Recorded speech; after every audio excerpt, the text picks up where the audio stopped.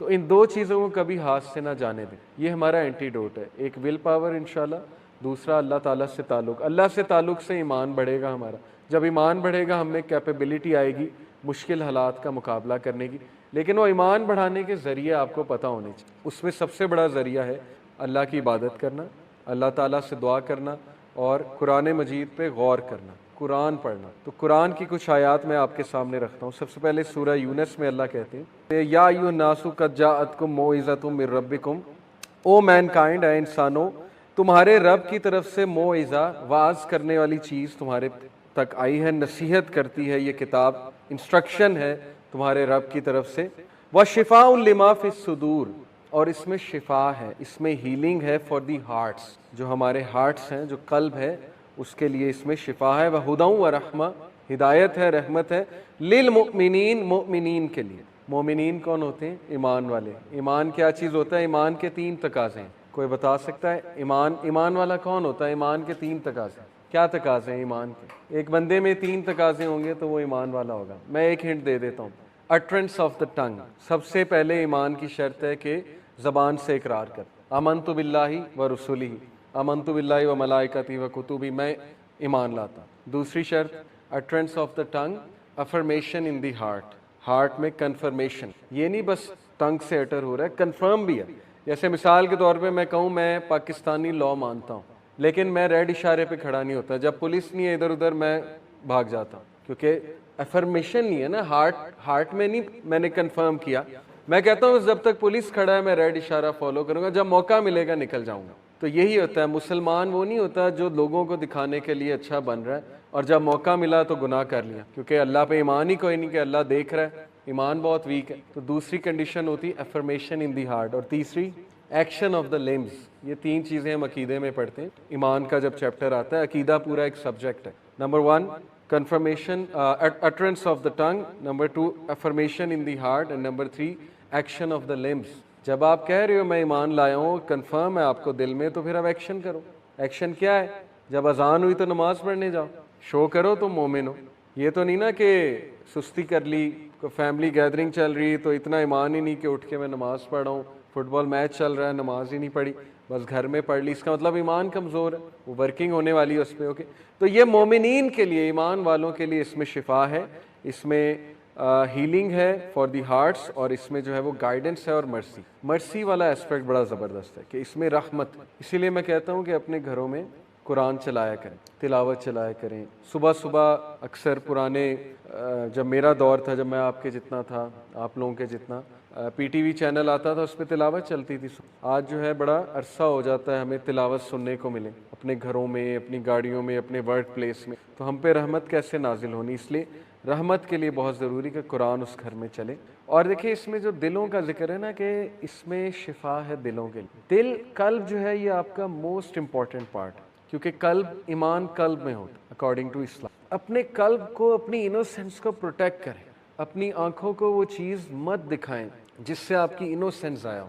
अपने आप को वो कंटेंट मत सुनाएं जिससे आपकी इनोसेंस खतरे में पड़े। चाहे वो टिकटॉक का कंटेंट है, चाहे वो ऐसा मजाक है जिससे आपकी इनोसेंस जा सकती है। क्योंकि इनोसेंस इस, यकीन करें आप किसी गाँव वाले बंदे के साथ बैठे हैं जिसे कुछ नहीं पता, आप हैरान हो जाते हैं यार कितना इनोसेंट है। अभी रिसेंटली मैं किसी के पास बैठा, आप उसकी बातें सुन के वही पुरानी जहनीत के माँ बाप की खिदमत और बड़ों की खिदमत और वैल्यूज़ को फॉलो करना। बड़ा हमारा जो बच्चा है स्कूल का, हर बात में गंदा मीनिंग, इनोसेंस कहाँ गई?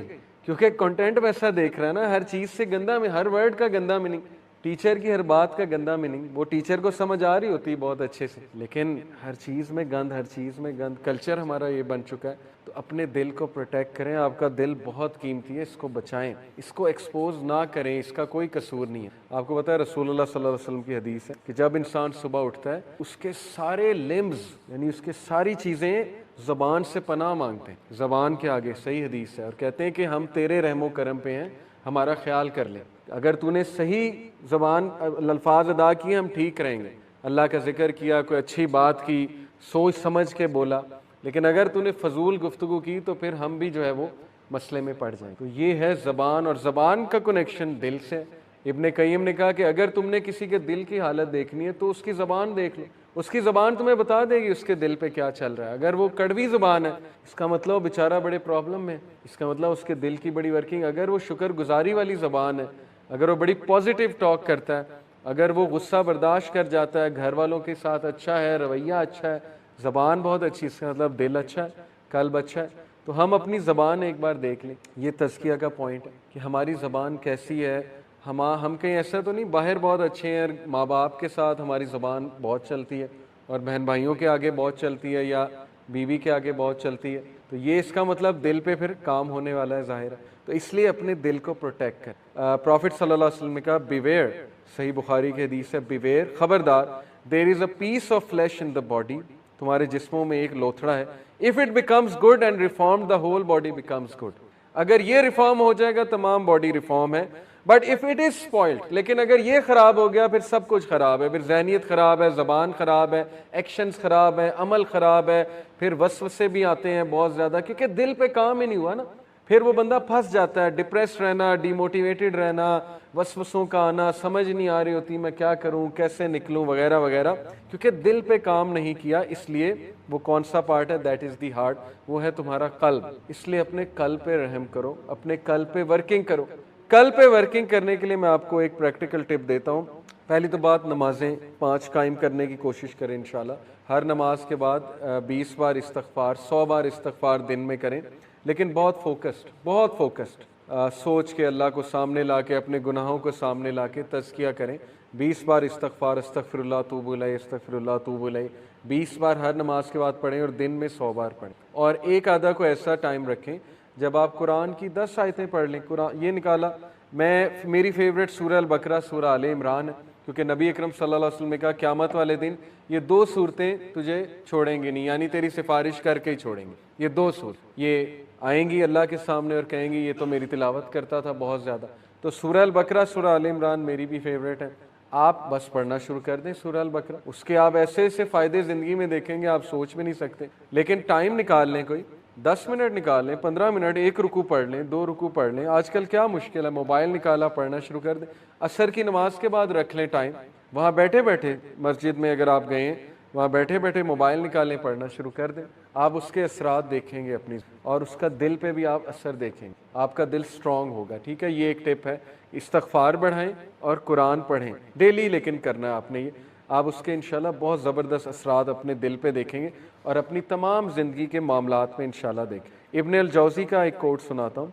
उन्होंने कहा, if you want to know how you stand before the king, then look at how you are spending your time and what work you are assigned to do. बहुत से लोग कहते हैं कि मुझे कैसे पता अल्लाह मुझसे खुश है। स्कॉलर्स इसका एक जवाब देते हैं कि अगर तेरा नमाज पढ़ने का दिल कर रहा है और कोई नेकी करने का दिल कर रहा है, तो ये एक साइन है अल्लाह तुमसे खुश, क्योंकि तौफीक अल्लाह की तरफ से। हज़रत उमर सल्लल्लाहु अलैहि वसल्लम कहते थे कि मुझे ये डर नहीं है कि मेरी दुआ कबूल होगी कि नहीं, मुझे ये डर है कि मुझे दुआ करने की तौफीक भी होगी कि नहीं। दुआ की भी तौफीक होती है। अगर एक बंदा हैंड रेज कर रहा है, सबूत है कि अल्लाह चाहता है कि वो उसके पास, अदरवाइज उस हाथ ही ना उठाता हो। जिससे अल्लाह नाराज़ होता है उससे हाथ नहीं उठाए जाते, उससे फिर दुआ भी नहीं की जाती। तो इसलिए अगर आप कभी दुआ में हाथ रेस कर रहे हैं, इसका मतलब अल्लाह ताला चाहता है। So if you want to know how you stand before the lord, before the king, अगर आप ये जानना चाहते हैं कि आपका क्या मकाम है अल्लाह के सामने, बादशाह के सामने, फिर ये देखें कि आप अपना टाइम कैसे स्पेंड कर रहे हैं। बड़ा सिंपल क्राइटेरिया, आपका टाइम कहाँ जा रहा है। अगर तो अच्छे कामों में जा रहा है, प्रोडक्टिव कामों में जा रहा है, अच्छे कामों में बहुत सी चीज़ें, ज़रूरी नहीं अच्छे काम से मुराद नमाज ही है, वो तो पीक का अच्छा काम है। अच्छे कामों से मुराद घर के काम भी हैं, अच्छे कामों से मुराद किसी की मदद करना भी है, अपनी जिम्मेदारी को निभाना भी अच्छे काम में आता है। And what work you are assigned to do, और ये देखो कि तुम क्या काम कर रहे हो, तुम किन कामों में मुलविस हो और तुम्हारा टाइम कहाँ पर लग रहा है। तो ये तज़किया का आज पॉइंट हम लेकर उठते हैं इंशाल्लाह, कि हम अपनी रूटीन नोट करें। उस रूटीन में हम ये देखें कि हमारा major chunk of time, major chunk कहाँ जा रहा है। अगर उस मेजर चंक में 6 घंटे एंटरटेनमेंट के हैं और नमाजें कुछ इस तरह की हैं कि 2-2 मिनट में फारिग कर रहे हैं हम, तो फिर स्वीयर तज़किया की ज़रूरत। ओके, और अगर उस मेजर चंक में जो है वो ज़्यादा अच्छे काम है, तो फिर ये खुशखबरी की बात है, बहुत अच्छी बात है। तो अपने डे का मुहासबा करें, एनालिसिस करें, उसकी मंथली रिपोर्ट भी बनाएं। ये काम अगर आप करने बैठेंगे, आप देखें हिदायत क्यों नहीं आती, तब्दीली क्यों नहीं आती। मैंने माशाल्लाह अपने पूरे डॉक्यूमेंट्स इंशाल्लाह नेक्स्ट क्लास में दिखाऊंगा। जब मैं चेंज हुआ था मैंने पूरा एक फ़ोल्डर बनाया था, फ़ोल्डर आपको दिखाऊंगा, और उस फोल्डर का नाम सेल्फ अकाउंटेबिलिटी रखा था। उसमें मैं पूरी अपनी रिपोर्ट लिखता, क्योंकि आदत हमें यूनिवर्सिटी में भी हर चीज़ को एनालाइज करना है, बीइंग एन इंजीनियर रिपोर्ट्स लिखना। तो जब मैं कोई गलती करता था मैं वहाँ लिखता था नोट पैड पर, आज मुझसे ये गलती हुई, या जब कोई अच्छा काम करता था वो भी नोट करता था। तो इससे बहुत कुछ आता है। आप कभी लॉस्ट होना और वो डॉक्यूमेंट्स खोल लें तो आपको बड़ा फ़ायदा होता है। आप एकदम रिफ्लेक्शंस पढ़ लेते हैं अपनी लिखी हुई, आप हैरान होते हैं कि ये मैंने लिखी थी उस दिन। कॉन्फिडेंस मिलता है उससे। जब आप किसी गुनाह को रेजिस्ट कर रहे हो, लिख लें आज मैंने गुनाह को रेजिस्ट किया, ऐसे ऐसे किया। तो ये लिखत लिखाई बहुत हेल्प करती है। ये साइकोलॉजिकली स्पीकिंग जब कोई चीज़ आप लिख लेते हैं ना तो ब्रेन के जो पाथवेज हैं वो बनते हैं उस चीज़ से मुतल्लिक, तो वो आदत छूटने के ज़्यादा चांसेस होते हैं। इसीलिए जो स्कूलिंग सिस्टम है, आपको टीचर पावर पॉइंट भी दे सकता है, स्कूल जाने की क्या ज़रूरत है। आजकल तो गूगल क्लासरूम पे टीचर कह लो ये लो पावर पॉइंट डाल दिया, पढ़ो बैठ के। लेकिन वो क्यों बोर्ड पे लिखवाता है? आप कहते हैं यार ये सारी बातें पता है, क्यों बोर्ड पे हमें लिखवा रहा है सारी बातें? क्योंकि उसके पीछे साइकोलॉजी है कि आप जब लिखोगे आपको वो चीज़ याद रहेगी और ज़्यादा चांस है कि आप वो चीज़ रिपीट करो। तो अपना एक फ़ोल्डर बना के ना एनालिसिस करें अपनी शख्सियत का, अपने रूटीन का, अपने टाइम चंक्स का इंशाल्लाह ताला, और उसके बाद एक्शन प्लान बनाएं, करेक्शन प्लान, एक्शन प्लान, कि मेरे रूटीन में मुझे ये ट्रेंड नज़र आ रहा है कि मैं रात के इस टाइम बहुत ज़ाया कर, यानी ये वाला स्लॉट मुझे प्रॉब्लमेटिक नज़र आ रहा है जो 8 से 11-12 का टाइम है, इस दौरान मैं वेलियां मार रहा होता हूँ। ठीक है, ये आपके सामने आ जाएगा कि इस दौरान मैं ये कर रहा होता हूँ और ये चीज़ मेरे ईमान को ख़राब कर रही है, तो बस उसको रिप्लेस करना शुरू करें, आदत बन जाएगी इंशाल्लाह। आहिस्ता आहिस्ता करेंगे। Replace this thing with book reading. रात को यकीन करें कोई नावल पढ़ लें, अगर इस्लामी बुक्स नहीं पढ़नी नॉवेल्स पढ़ लें, क़यामत के साइंस पे बुक पढ़ लें, कोई सलफ़ के कोट्स के ऊपर बुक पढ़ लें, दारुस्सलाम कभी जाएं, इतनी बेहतरीन किताबें आजकल आ गई, असलाफ की स्टोरीज़ ले आएँ, Jules of the James of the self वो एक किताब है, कोई साइंस मॉडर्न साइंस पे किताब, मॉडर्न साइंस एंड इस्लाम, ये दारुस्सलाम की किताबें, एस्ट्रोफिज़िक्स एंड इस्लाम दारुस्सलाम की किताबें, उनको बुक रीडिंग से इंशाल्लाह आप लोग आहिस्ता आहिस्ता अपनी हैबिट्स को रिप्लेस करें, इस तरह तब्दीली आएगी। अदरवाइज़ सिर्फ एक लेक्चर पे आने से चेंज नहीं आएगी, क्योंकि ये हम सुन के चले जाते हैं। तो तब्दीली लाने वाले इंशाल्लाह आप हैं, और अल्लाह सुब्हानहू व तआला आपके एक्शंस देख के आपको हिदायत में इंक्रीज़ करेगा। ओके, ये बात याद रखें। बहुत से लोग मुझसे सवाल करते हैं कि हम कंसिस्टेंसी कैसे अचीव करें। देखें, जो कंसिस्टेंसी है ना, ये असहाबे कहफ के वाक़े से साबित होता है कि अल्लाह ताला उनके बारे में कहते हैं कि वरबतना अला कुलूबिहिम इज़ क़ामू फ़क़ालू रब्बुना रब्बुस समावाति वल अर्ज़ लन नदअ मिन दूनिही इलाहन लकुद शताता। और फिर अल्लाह ने उनका इन्नहुम फ़ित्यतुन आमनू बिरब्बिहिम वज़िदनाहुम हुदा। पहली बात ये बताई कि वो लोग जम गए, खड़े हो गए, उन्होंने ऐलान कर दिया अल्लाह हमारा रब है। इस बेसिस पे अल्लाह ने उन्हें इस्तकामत दे दी। एक्शन की बेसिस पे इस्तकामत होती है। एक बंदा एक्शन ही नहीं ले रहा, हिम्मत हार चुका है कि मैंने करना ही नहीं, मैं कर ही नहीं सकता, तो फिर उसको इस्तकामत नहीं आती है। एक्शन लेना पड़ता है, फिर इस्तकामत आती है। और अल्लाह कहते हैं कि we increase them in guidance, इन्नहुम फ़ित्यतुन आमनू बिरब्बिहिम, बेशक वो नौजवान थे जो अपने रब पर ईमान लाए, वज़िदनाहुम हुदा, और हमने उन्हें इंक्रीज़ किया हिदायत। इंक्रीज़ भी अल्लाह तब करेगा जब बंदा ईमान लेकर आता है, जब बंदा एक्शन से शो करता है कि मैं आना चाहता हूँ, मैं बचना चाहता हूँ। लेकिन जाहिर है कि जिस दौर से आज हम गुजर रहे हैं, अगर आप एक नज़र दौड़ाएं, हमारी जो यूथ है ना आइडेंटिटी क्राइसिस में है लिटरली, और जिस तरह उनकी तरबियत हो रही है ना यूनिवर्सिटी से भी और घर से भी अनफॉर्चुनेटली, और जिस तरह वेस्टर्न मगरबी नैरेटिव, वेस्टर्न नैरेटिव हम पे मुसल्लत किया जा रहा है, तो हमारी आइडेंटिटी बहुत डेंजर में है, बहुत डेंजर में है। ट्रस्ट मी, हमारे नौजवानों की आइडेंटिटी बहुत डेंजर में है। कल को आपने कॉरपोरेट सेक्टर में जाना है, जॉब्स करनी है, लोगों से मुंसलिक होना है, मुख्तलिफ़ किस्म की जहनीत के लोग आपको मिलेंगे, बहुत चांस है कि हमारा ईमान जो है वो डैमेज हो, और बहुत चांसेस हैं कि हमारा अकीदा डैमेज हो, हमारी क्रीड डैमेज हो। जो क्रीड माँ बाप को बचपन से बनानी चाहिए थे बच्चे की, अनफॉर्चुनेटली वो नहीं बनाई। आज हो क्या रहा है कि हमारा जो बच्चा जब बड़ा होता है, यूनिवर्सिटी में जाता है, फिर कॉरपोरेट सेक्टर में जाता है, वो सारा वो फ़लसफ़ा घोल कर पी चुका होता है। जो फ़लसफ़ा एक्चुअली जिसके खिलाफ मज़हब आया था, और जिसके खिलाफ रसूलुल्लाह सल्लल्लाहु अलैहि वसल्लम ने स्टेटस को चैलेंज किया था, वो सारा फलसफा हम घोल कर पी चुके होते हैं। उसके बाद जब दीन हमारे सामने आता है ना, और कुरान की आयत हमारे सामने आती है और मकसद हयात हमारे सामने आता है, तो या तो हम डिप्रेस हो जाते हैं कि यार ये क्या है, ये कैसे हो गया एकदम, जब हमारी आंखें खुलती हैं कि ये क्या बात हुई, या फिर हम उसका अनकॉन्शियसली इनकार कर देते हैं कि ये तो कोई बहुत ही मुश्किल चीज़ है, ऐसा तो नहीं हो सकता, ऐसा कैसे हो सकता है। वजह क्या है कि हमने बजाय कि कुरान को लेंस बनाने के, हमने अपने दुनियावी नैरेटिव को लेंस बनाया। अब उस लेंस के मुताबिक हम मजहब को भी परखते हैं, दीन को भी परखते हैं, उसके मुताबिक हम हदीस को भी परखते हैं, उसके मुताबिक हम सही और गलत को भी परखते हैं। जब कोई हदीस मिजाज के मुताबिक मिल जाए, हम कहते हैं ये इस्लाम है। जब कोई हदीस मिजाज के खिलाफ, साइकोलॉजी के खिलाफ जाए, तो हम उसको चैलेंज करने लग जाते हैं। हम फिर सोचते हैं कि यार पता नहीं ये बात कैसे हो सकती है, तो समझ में आने वाली नई बात है। कुरान की जब बहुत ऐसी आयात सामने आए जो हमारे फ़ायदे की आयत है, हम कहते हैं यही इस्लाम है, ऐन इस्लाम यही है। लेकिन जैसे ही कुरान में हलाल और हराम का जिक्र आना शुरू हो, कुरान में ऐसी बातें जो हमें शेक करें, जॉल्ट करें, अंदर से वेकअप कॉल दें, फिर हम सोच में पड़ जाते हैं, डाउट में आ जाते हैं कि यार ऐसा कैसे हो सकता है। आज यही खतरा, ये जो मेंटालिटी है ना कि हम अपनी साइकोलॉजी के मुताबिक दीन को भी देख रहे हैं, ये बहुत बड़ा शिर्क है। यही मिस्टेक्स पुरानी उम्मतों ने कमिट की थी कि वो अपनी साइकी के मुताबिक, अपनी नफ्सियात के मुताबिक हर चीज़ देखना चाहते थे। यही बनी इसराइल की सबसे बड़ी मिस्टेक थी। आज हम भी वही कर रहे हैं। हमारे सामने नबी का कोई हुक्म आता है, हम कहते हैं ये तो बहुत सख्त बात है, नबी तो ऐसी बात कर ही नहीं सकता, ये तो अकल को ही नहीं लगती, तो लॉजिक को नहीं लगती, ये तो मौलवियों ने बात बनाई हुई है। विदाउट डूइंग एनी रिसर्च, हम में से कितनों को सोर्सेज ऑफ शरिया पता है?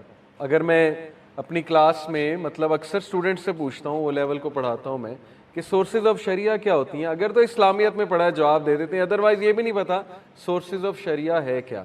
कुरान नंबर 1, हदीस नंबर 2, उसके बाद आसार सहाबा, सहाबा के अकवाल नंबर 3, इजमा नंबर 4, कॉन्सेंसस, इजमा क्या होता है ये भी नहीं हमने इतना पढ़ा, क़ियास नंबर 5, इज्तिहाद नंबर 6, उर्फ नंबर 7, उर्फ custom of a society, custom भी देखा जाता है लेकिन वो लीस्ट है। अगर कोई मामला कुरान से नहीं समझ आ रहा है, हदीस की तरफ रेफर करें। हदीस से भी नहीं आपको समझ आ रहा है, यानी कि आप समझते हैं कि इस पे उलमा की राय लेनी चाहिए, तो आप सहाबा के अकवाल पढ़ें, सहाबा की तफसीर की तरफ जाएं। तफसीर इब्न कसीर सहाबा की तफसीर, इब्न अब्बास की तफसीर है। सहाबा से भी चलें, आपको समहाउ एक मैटर नहीं नज़र आ रहा, आप इजमा देखें, उम्मत का इजमा किस पे, कॉन्सेंसस किस पे, इंटेलेक्चुअल्स का। मिसाल के तौर पे पर्दे के इशू को ले लें, पर्दे का इशू में इजमा कहाँ पर हुआ हुआ है? उलमा का इजमा। उलमा से मुराद है तमाम मकातिब फ़िक्र के उलमा का इजमा। कॉन्सेंसस देखें कि पर्दा क्या होता है, औरत का पर्दा क्या है, मर्द का पर्दा क्या है, ये इशू है क्या पर्दे का, हिजाब क्या होता है, वहाँ से भी नहीं समझ आ रहा है। एक चीज़ क्यास की जा सकती है, कोई नया मसला दरपेश आ गया, उसमें क्यास होगा। जैसे ड्रग्स का मामला है, पहले ये ड्रग्स के नाम हमने नहीं सुने जो आजकल हम सुन रहे हैं, तो क्या ये हराम है हलाल है? क्यास होगा। क्यास होता है एनालॉजी, एक चीज़ के साथ, जो चीज़ वेल डिफाइंड है उसके साथ एनालॉजी क्रिएट करके एक चीज़ को परखा जाता है, देखा जाता है, उलमा का काम है। कोई बहुत बड़ा नया मसला आ गया, उसमें इज्तिहाद होगा। जैसे ऑर्गन डोनेशन, एक बंदा मरने से पहले अपनी आंखें डोनेट कर सकता है कि नहीं कर सकता है, इसके लिए इज्तिहाद होगा। ब्रॉयलर चिकन हलाल है हराम है, इसके लिए इज्तिहाद होगा। अगर चिकन जो है उसको आप ज़िबा करने की बजाय मशीन पे डालते हैं और वो मशीन जो है वो टकाटक ज़िबा कर रही है, एक होती है ना मशीन कि हर कसाई हायर करना पड़ेगा, तो मशीन से ज़िबा कर देते हैं, हलाल है हराम है, इज्तिहाद होगा। ओके, डॉक्टर्स जो हैं MBBS वाले, वो डेड बॉडी को स्टडी कर सकते हैं कि नहीं कर सकते हैं, उसके लिए उन्हें दिल निकालना पड़ेगा डेड बॉडी का, क्या ये डेड बॉडी की तज़हीक है या जायज़ है, इस पर इज्तिहाद होगा। तो इज्तिहाद इन मामलात पे होता है। और फिर एंड में उर्फ भी देखा जाता है कि एक माशरे का उर्फ क्या है। अब ये सारी सोर्सेज ऑफ शरिया को छोड़ के हमारी सोर्स ऑफ शरिया सबसे पहले अकल, कि मुझे सही लगती है कोई चीज़ के नहीं लगती है। अकल तो है ही नहीं कहीं सोर्स ऑफ शरिया में, क्योंकि अकल सबकी मुख्तलिफ है। आज हम जितनी डिबेट्स फेसबुक पे कर रहे होते हैं, किस बेसिस पे? अकल की बेसिस, कि नहीं मेरे ख्याल में ये बात। आपका ख्याल मैटर नहीं करता अगर आपके पास इल्म नहीं है। आपका ख्याल बाकी मामलात में मैटर कर सकता है, पॉलिटिक्स में हो सकता है, कर सकता है, लेकिन व्हेन इट कम्स टू मजहब इस्लाम, योर ओपिनियन डजंट मैटर, क्योंकि हमारे पास नॉलेज बहुत कम है, हमने दीन पढ़ा कितना है। तो ये चीज़ हमारी दुरुस्त होने वाली है कि हम इल्म की तरफ क्यों नहीं आते, हम क्यों नहीं इस्लाम का नॉलेज खुद लेते हैं। अफसोस की बात है, आज देखें दीन ये बहुत बहुत बड़ी साजिश, इसके पीछे आप रिसर्च करने बैठे। आज दीन जो है वो अनफॉर्चुनेटली, मैं कुछ किसी को बुरा नहीं कहना चाहता, लेकिन अनफॉर्चुनेटली वो लोग दीन पढ़ा रहे हैं जिनकी अपनी इमोशनल इंटेलिजेंस बहुत कम है, या जिनसे यूथ रिलेट नहीं कर पाती। मैं किसी को नहीं टारगेट करना चाह रहा, ना मदारिस को कहना चाह रहा हूँ, ना कारी साहब को कहना चाह रहा हूँ, लेकिन अनफॉर्चुनेटली बात ये है कि हमारा ये कहीं ना कहीं कॉन्सेप्ट बन गया था कि जो बच्चा बेकार है उसको दीन पढ़ाओ, और जो बच्चा इंटेलिजेंट है उसको जो है वो दुनिया पढ़ाओ, ताकि वो दुनिया में बहुत आगे जाए। तो ये कॉन्सेप्ट किसने चेंज करना है? ये हमने ही चेंज करना है। हम यही कहते हैं, देखें, अगर मेरी किसी मदरसे के तालिब इल्म से बात होती है, मैं उसे कहता हूँ आप फिजिक्स क्यों नहीं पढ़ते, आपने बहुत पढ़ लिया दीन। अब अगर आप अभी भी कहोगे ना कि मैंने मस्जिद में जाना है और बस एक खुतबा देना है, तो इसलिए दीन नहीं पढ़ा था। रसूलुल्लाह सल्लल्लाहु अलैहि वसल्लम जो है वो नबूवत जब आई तो अल्लाह ने कहा कुम फानजिर, उठो डराओ, जाओ सोसाइटी में जाओ, मुआशरे में जाओ, मुआशरे में जाके दीन प्रेजेंट करो, प्रैक्टिकल इमेज प्रेजेंट करो। इसलिए नहीं था कि बस एक मस्जिद में बैठ जाओ और लोग तुम्हारे पास आएंगे और लोग बस तुम्हारे पीछे आके नमाज पढ़ेंगे, ये पर्पस नहीं था दीन का। इसका ये मतलब नहीं मस्जिद में इमाम नहीं होना चाहिए या मस्जिद का इमाम बनना बुरी बात है, ऐसी कोई बात नहीं। बहुत ये नोबल प्रोफेशन है, प्रोफेशन कहूँ या जिम्मेदारी कहना चाहिए। लेकिन ये किसने करना था? अगर आप लोग अपने क्लास फेलोज को दीन नहीं विटनेस करा सकते, और उन्होंने वही विटनेस करना है जो पहले से विटनेस करते आ रहे हैं आपके कैरेक्टर के थ्रू भी, तो फिर क्या आपने जो है नबी सल्लल्लाहु अलैहि वसल्लम से वफादारी की? फिर मैंने क्या वफादारी की? अगर मैं भी उन्हीं की तरह बन रहा हूँ, जिन डिस्कशंस में वो इन्वॉल्व हैं मेरे क्लास फेलोज, मैं उनके साथ बैठ के हंसता भी हूँ, गप्पे भी लगाता हूँ, नहीं अनिल मुनकर नहीं करता, अमर बिल मारूफ नहीं करता, मेरी कोई हरकत ऐसी नहीं है जिससे मैं साबित करूँ कि मैं एक प्रैक्टिसिंग मुसलमान हूँ, फिर इस्लाम कैसे उन तक पहुँचेगा? ये हमारे अंदर एक बहुत प्रॉब्लमेटिक चीज़ है जो जिसमें मैं आज बात करना चाहता हूँ। देखिए, मेरी भी जो स्टोरी, मैंने आपको कहा इंशाल्लाह नेक्स्ट लेक्चर में मैं आपको सुनाऊंगा। मेरी भी कोई स्टोरी ऐसी है कि मैंने एक ऐसी लाइफ गुजारी, गाफिल लाइफ जिसे कहते हैं, गाफिलून में से था, पता ही नहीं था सही गलत का, पता ही नहीं था, केयरलेस लाइफ थी, कभी तवज्जो ही नहीं दी इस तरफ, अनटिल ज़ाहिर है कि तवज्जो इस तरफ देनी पड़ी। ज़िंदगी में कुछ ना कुछ ऐसा होता है कि इंसान को तवज्जो देनी पड़ती है, और जब तवज्जो दी तो फिर ये ठान ली कि नहीं, अब इस्लाम इंशाल्लाह लोगों तक पहुंचाना है, अपने किरदार के थ्रू भी और अपनी बातों के थ्रू भी और स्टेटस को चैलेंज करके भी। यही मुसलमान होता है असल में। तो कुरान को पढ़िए। देखें, अगर हम इतना अरसा कनेक्टेड हैं इस क्लास से, तो अब हमें इल्म की तरफ आ जाना चाहिए, हमें इल्म की जुस्तजू में निकलना चाहिए। जब इल्म की जुस्तजू में निकलेंगे, अल्लाह खुद हमें कनेक्ट करता जाएगा इंशाल्लाह। जब मैं डिटेल में अपनी लाइफ के बारे में बताऊंगा, आप लोग देखेंगे कि मैं आज खुद हैरान होता हूँ कैसे कनेक्ट किया अल्लाह ने। मैं दुबई भी गया ट्रेनिंग लेने, जब इरादा था दीन पढ़ने का, फिर दुबई तक भी गए। अनस भाई से पता नहीं अल्लाह ने कैसे मिलवा दिया, 2010 में मुगीरा से कैसे मिलवा दिया। मैं डॉक्टर बिलाल फिलिप से भी मिला, जो आलिम आता था उससे मुस्तफ़ीद होते थे, फ़ायदा उठाते थे। तफसीर जब पढ़ने निकला, अनस भाई के पास भी गया, मुख्तलिफ उलमा के पास गया, तफसीर का मुतालिया किया। क्यों? क्योंकि मुझे लगता है कि अल्हम्दुलिल्लाह अल्लाह की तरफ से हुआ कि मैंने इरादा कर लिया दीन पढ़ने का। जब बंदा इरादा कर लेता है, फिर उसकी राह हमवार हो जाती है, फिर अल्लाह कनेक्ट करता है, फिर वो ढूंढता है और अल्लाह उसे वो चीज़ दे देता है जो चीज़ वो ढूंढ रहा होता है। तो इसलिए अगर आप इरादा करेंगे दीन पढ़ने का, दीन को समझने का, तो इंशाल्लाह अल्लाह ताला आपको सही लोगों के साथ ही कनेक्ट कराएगा। स्पेशली अगर आप नमाज में इहदीन सिरातल मुस्तकीम बहुत नियत के साथ कहते, इसका तर्जुमा है ना, हमें सिराते मुस्तकीम पे चला। तो ऐसा कैसे हो सकता है अल्लाह आपको जो है वो सिराते मुस्तकीम की जगह गलत रास्ते पे चलाएगा, जबकि आप उससे मांग रहे हैं कि सिराते मुस्तकीम मुझे दे। तो ये आप लोगों का काम है, यूथ का काम है। आप जैसे पढ़े लिखे लोग अगर दीन नहीं पढ़ेंगे, तो फिर याद रखें कि दीन को जो रिप्रेजेंट करने वाले लोग हैं, जाहिर है उन्हें फिर उस नज़र से नहीं देखते आम लोग, लेकिन आप लोग को जाहिर है कि उस नज़र से देखते हैं कि ये चलता फिरता हम जैसा आम बंदा है। अगर ये दीन की बात कोई कर रहा है तो इसका मतलब हम भी दीन पढ़ सकते हैं। इसका मतलब दीन कोई सुपरफिशियल चीज़ नहीं है, हमने सुपरफिशियल बना दी है ना। हमने सहाबा के कैरेक्टर को सुपरफिशियल बना दिया है कि आम आदमी सोचता है कि ये मैं तो पहुंच ही नहीं सकता, मेरा तो है ही नहीं, ताल्लुक ही कोई नहीं है। अंदर वो यही सोचता है, वाह वाह बहुत करते हैं लेक्चर सुन के, लेकिन अंदर अंदर यही सोच रहे होते हैं मेरा तो इनसे कोई ताल्लुक नहीं। मेरा आइडियल वही है जेफ बॉसन, क्योंकि मेरा ताल्लुक पैसे कमाने से, सक्सेस से है। सक्सेस का जो हमने एक वो इमेज बना दी है सोसाइटी में कि सक्सेस इज़ अ लैडर, उस लैडर को क्लाइम करना है, दैट सक्सेस। हालांकि सक्सेस में लैटरल ग्रोथ भी होती है। लैटरल से मुराद है राइट एंड लेफ्ट। हमने सिर्फ एक ग्रोथ रखी ऊपर। इसलिए हर माँ बाप जो है वो बच्चे को फजर के लिए नहीं उठाता, लेकिन ट्यूशन भेजने के लिए सुबह भी उठा देता है।